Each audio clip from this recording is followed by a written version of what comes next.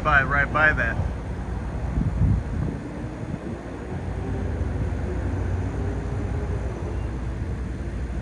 So I don't know if this is a civilian drone. I would imagine yes, but I'm not sure.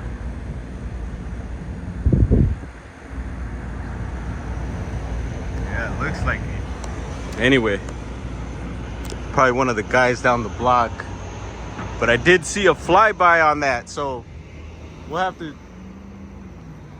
really look at that.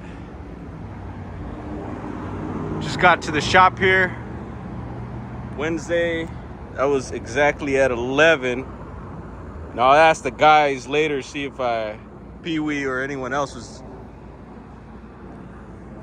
out flying their drone, but it tucked under there and I haven't seen it go back.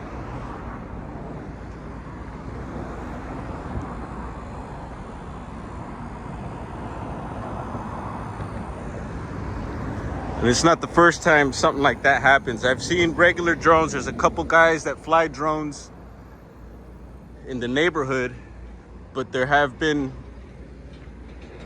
a few times where I've spotted something that looked like a drone, a civilian drone, and it was just weird. I don't know, I couldn't confirm that.